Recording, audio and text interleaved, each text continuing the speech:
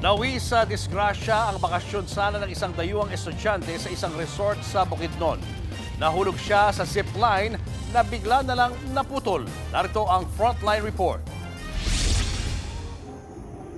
Alas 9 ng umaga nitong linggo sa isang resort sa Kitaw-Taw, Bukidnon, nagtulong-tulong ang mga grupo ng mga lalaki na buhatin at iakyat sa taas ng bahagi ng bundok ang isang lalaking nakahiga sa tela.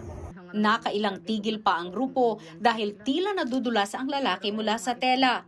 Yan ang eksena matapos mahulog ang 25 anyos na dayuhan mula sa zipline ng resort.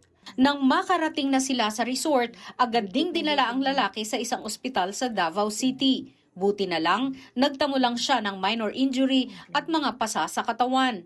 Ang biktima, isang scholar daw na dumayo lang pala sa lugar para magsaya. Lumalabas sa paunang investigasyon ng mga pulis na bago pa man makarating sa kabilang bahagi ng zipline ang dayuhan, bigla na lang napigtas ang kable. Nahulog siya sa bangin na may 10 meters na lalim. Ayon sa mga pulis, may kalumaan na rin ang kable. Based on our initial assessment and investigation, parang may lapses yata kasi naputol. We agreed, no, for the temporary closure and this is order of that resort with the rights.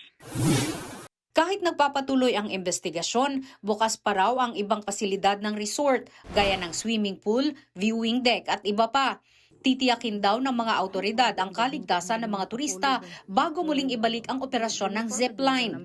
Tumanggi namang magbigay ng pahayag ang resort. Nagbabalita mula sa Frontline, Margie Bentulan, News 5. Mga kapatid, Julius Babaw po. Para sa komprehensibo at makabuluhang balitaan at talakayan, mag-follow at mag-subscribe na sa social media pages ng News 5.